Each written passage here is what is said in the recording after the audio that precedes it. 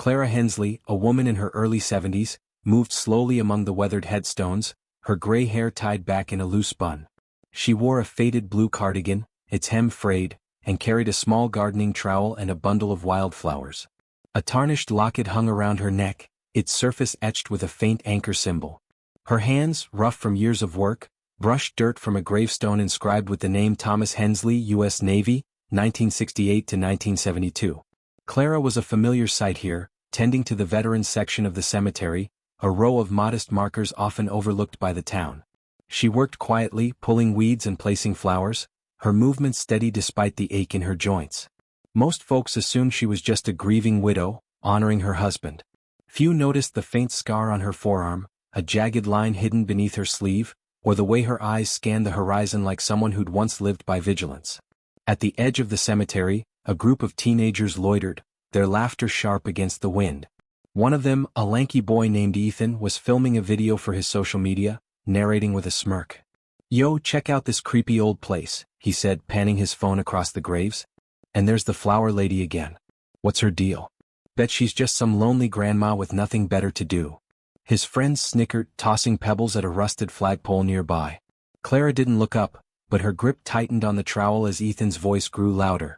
He zoomed in on her, his tone mocking. "Hey lady, you know these guys are dead, right? Why you out here playing gardener?"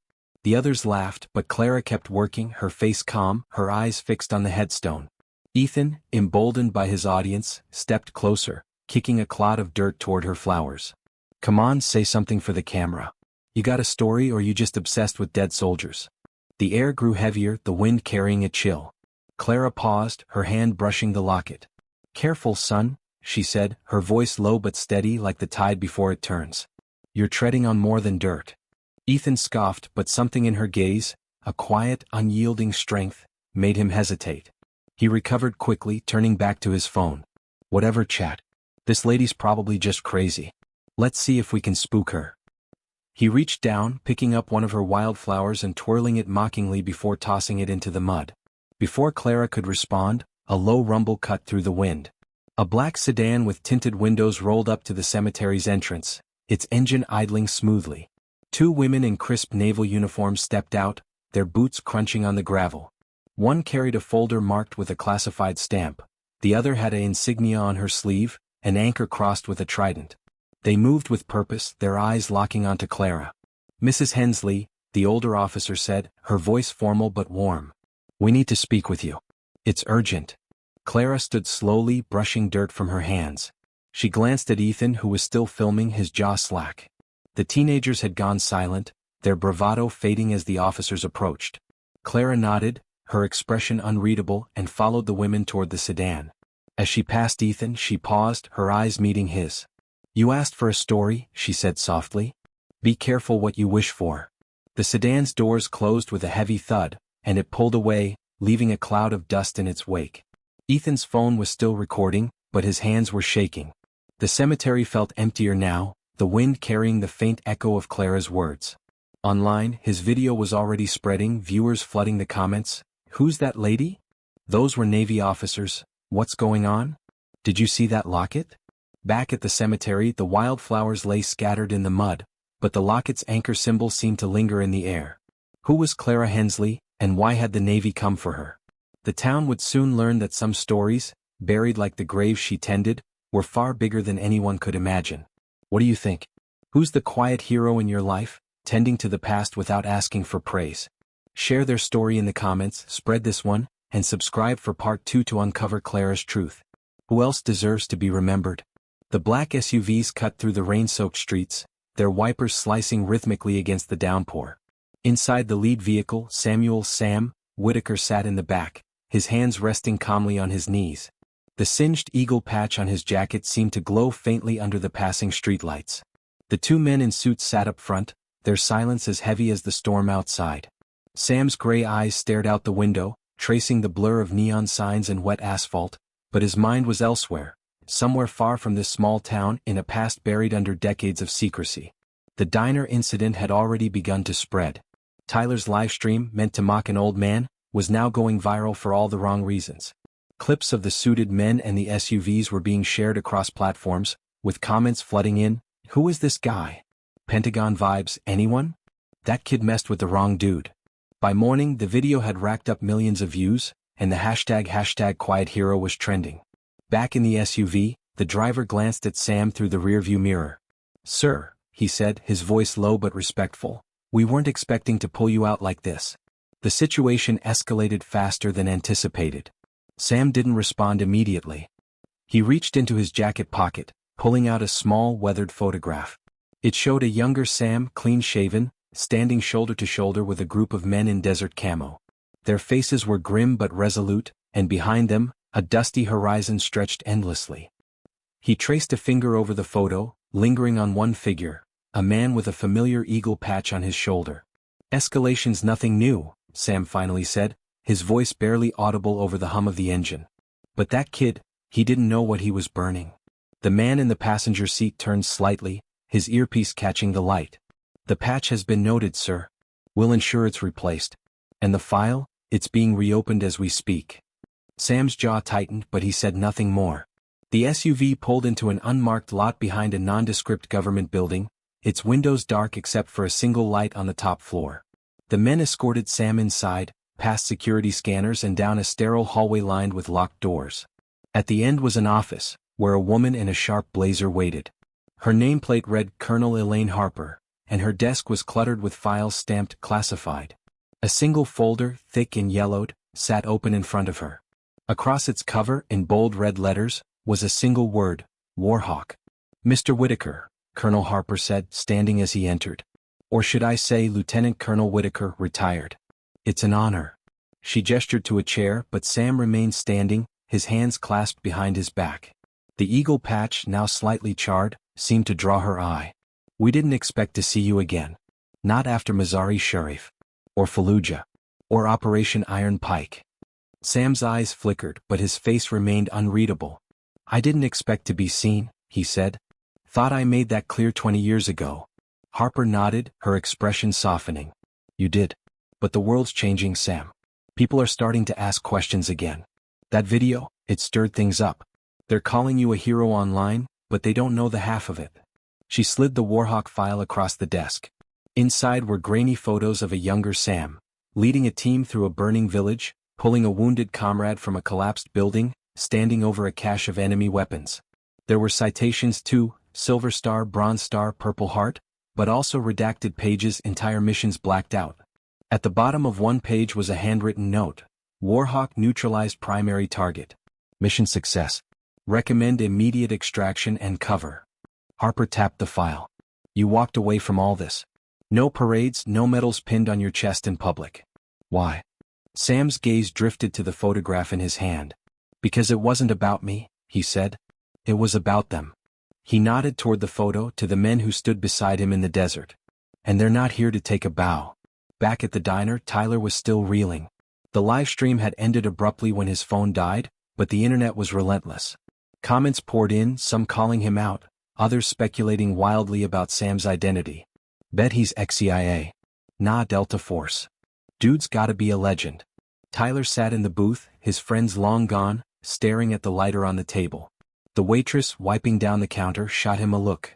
"You're lucky he didn't react," she said. "I've seen him in here for years. Never talks about himself. But that patch. My dad had one like it. Special Forces. You don't mess with that." Tyler swallowed hard, the weight of his actions sinking in. He opened his phone, scrolling through the comments, when a new notification popped up, a leaked document circulating online. It was a partial military record, heavily redacted, but one name stood out: Samuel Whitaker, callsign Warhawk. The document mentioned covert operations, lives saved, and a mission so classified it had been buried for decades. Tyler's hands shook as he read the words: "Single-handedly neutralized enemy stronghold. Saved 12 operatives. Refused recognition." The diner's door jingled again, and a man in a veteran's cap stepped inside, his eyes scanning the room. He carried a small box, wrapped in brown paper, with Sam's name scrawled on it. The waitress took it, her hands careful, as if it held something sacred. "For Sam," the man said. "Tell him it's from the team. He'll know." Inside the box, nestled in tissue paper, was a new eagle patch, identical to the one Tyler had singed, but pristine, its threads gleaming. As the man left, the waitress set the box behind the counter, her eyes meeting Tyler's. "You want to make this right?" she said. "Start by telling the truth. Tell your followers who Sam really is." Tyler nodded, his fingers hovering over his phone. But what was the full story? The file, the patch, the men in suits, it was only the beginning. Who was Warhawk and what had he done to earn such loyalty? The rain outside slowed to a drizzle, and somewhere in that government building, Sam Whitaker stood at a window, looking out at the town he'd called home for 20 years. The Warhawk file lay open, its secrets spilling into the light. But the real story, the one that would change everything, was still to come. What's your take? Who's the unsung hero in your life, the one who carries their story in silence? Share it in the comments, spread this story, and subscribe for the final chapter of Sam's journey. What's the truth behind Warhawk? Let's find out together. The government building's top floor was quiet, save for the faint hum of fluorescent lights. Sam Whitaker stood by the window, his silhouette framed against the rain-streaked glass. The Warhawk file lay open on Colonel Elaine Harper's desk, its pages a roadmap of a life spent in shadows. Sam's faded jacket, with its singed eagle patch, hung on a chair, a relic of battles fought and secrets kept.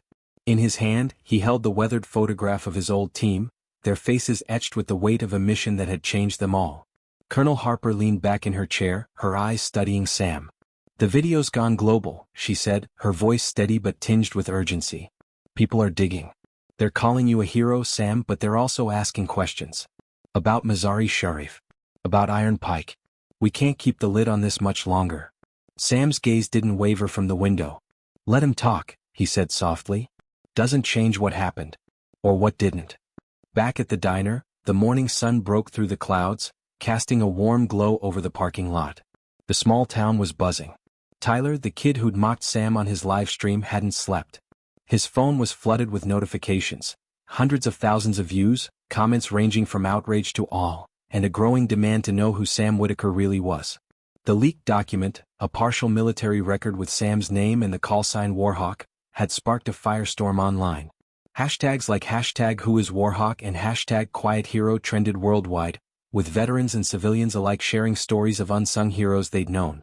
Inside the diner, the waitress, Jenny, set the small brown paper box on the counter, the one left for Sam by the man in the veteran's cap. She hadn't opened it, but its weight felt significant, like it carried more than just the new eagle patch inside.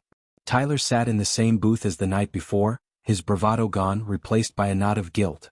He'd started a new live stream, his voice shaky as he addressed his audience. "I messed up," he said, holding up his phone to show the comments. "I didn't know who he was. I'm sorry. I'm gonna make this right." Jenny overheard and slid the box toward him. "Start here," she said. "He'll be back. He always comes back for his coffee." Tyler hesitated, then nodded, his fingers brushing the box's rough surface. He opened it, revealing the pristine eagle patch, its gold and black threads catching the light. Beneath it was a folded note written in a steady hand, "For Sam. From the 12. We never forgot." Tyler's breath caught. The 12. The document had mentioned Sam saving 12 operatives. Could this be them? Across town in the government building, Colonel Harper slid a tablet across her desk towards Sam. It displayed a grainy video feed, timestamped 2003, from a helmet cam in a desert canyon. The footage showed a younger Sam, face streaked with dust, moving through a hail of gunfire. He dragged a wounded soldier to cover, then turned back into the chaos, his rifle steady. The audio was chaotic, shouts, explosions, but Sam's voice cut through, calm and commanding. "Hold the line. We're getting them out." The video ended with Sam carrying another operative to safety, his eagle patch visible even through the grainy feed. "That was Mazari Sharif," Harper said. "You saved 12 men that day. Neutralized an enemy stronghold single-handedly. The Pentagon buried it to protect you and the mission. But the men you saved, they never forgot. That's why they sent the patch." She paused, her voice softening. "And that's why we brought you in. The world's ready to know, Sam. You can't stay quiet forever." Sam set the photograph down, his fingers lingering on the faces of his team. "I didn't do it for the world," he said. "I did it for them. For the ones who didn't make it back." He turned to face her, his gray eyes steady. "You want to tell the story? Fine. But don't make it about me. Make it about them." Harper nodded, a rare smile breaking through her professional demeanor. "We will. But you're part of it whether you like it or not." She handed him a small metal case. Inside was a silver star, its ribbon pristine, and a letter signed by the 12 operatives he'd saved. It read, "You carried us then. We carry you now. Thank you, Warhawk." Hours later, Sam returned to the diner, his jacket still bearing the singed patch. The bell jingled as he stepped inside, and the room fell silent. Jenny smiled, sliding his usual coffee across the counter. Tyler stood, clutching the brown paper box, his face pale but determined. "Mr. Whitaker," he stammered, I'm sorry. I didn't know. This is for you." He held out the box, his hands trembling. Sam took it, his expression unreadable.